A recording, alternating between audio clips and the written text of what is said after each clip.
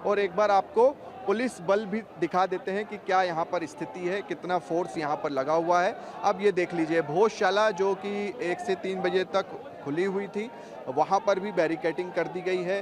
900 से ज़्यादा पुलिस बल जो है वो इस शहर में है।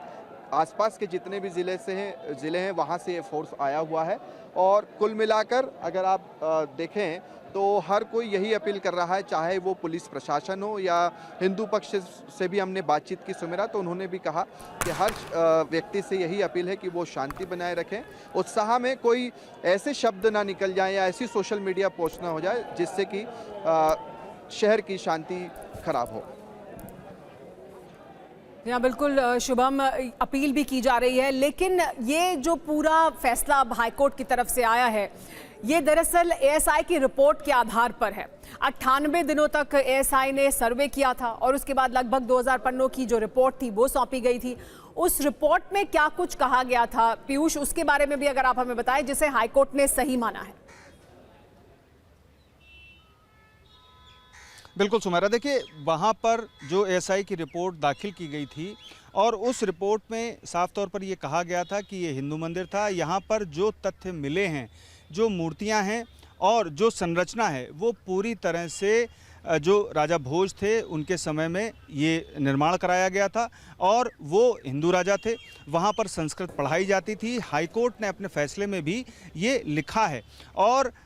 कई ऐसे तथ्य रिपोर्ट में हाईकोर्ट को सौंपे गए जिसमें ये साफ था कि जो अंश मिले हैं वहाँ पर, यानी कि मूर्तियों के टुकड़े मिले और या फिर जो पत्थर मिले और जो कलाकृतियाँ वहाँ पर बनाई गईं, पत्थरों पर उकेरी गईं वो, और इसके अलावा जो वहाँ का इतिहास था उसको आधार बनाते हुए ये रिपोर्ट एएसआई की तरफ से सौंपी गई और इसी रिपोर्ट के आधार पर ही हाईकोर्ट ने अपना फैसला दिया है। मैं आपको एक बहुत पुराना 2019 9 नवंबर का फैसला भी याद दिलाता हूं जो अयोध्या मामले में आया था। उसमें सुप्रीम कोर्ट ने भी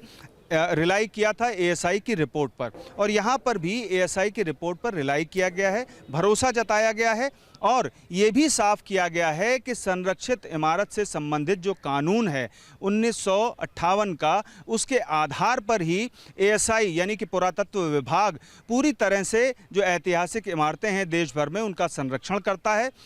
जो नोटिफाइड की जाती हैं और उस नोटिफिकेशन के आधार पर आगे की प्रक्रिया चलती है। लेकिन 2003 का एएसआई का जो आदेश था जिसमें मस्जिद के तौर पर वहां पर नमाज अता करने की इजाज़त दी गई थी, उसको क्वाश किया है क्योंकि रिपोर्ट में जो एएसआई की रिपोर्ट थी उसमें साफ किया गया था कि जो वहां पर मूर्तियां हैं, जो वहां पर अवशेष हैं मूर्तियों के, उनमें साफ तौर पर स्पष्ट होता है कि ये राजा भोज द्वारा बनवाई गई भोजशाला है और यहाँ पर संस्कृत पढ़ाई जाती थी, यहाँ पर माँ सरस्वती वाग देवी का। क्योंकि जब एएसआई की रिपोर्ट कोर्ट में रखी गई थी तो उस पर मुस्लिम पक्ष ने काफी विरोध किया था और एएसआई ने ये साफ किया था कि वैज्ञानिक आधार पर ही पूरा सर्वे किया गया है। इसमें अल्पसंख्यक समुदाय से यानी मुस्लिम पक्ष के लोग भी एएसआई की टीम में शामिल थे जब सर्वे किया गया और वैज्ञानिक तरीके से पूरा सर्वे किया गया है और एक लंबी रिपोर्ट तैयार की गई है क्योंकि मुस्लिम पक्ष आरोप लगा रहा था कि पक्षपातपूर्ण है।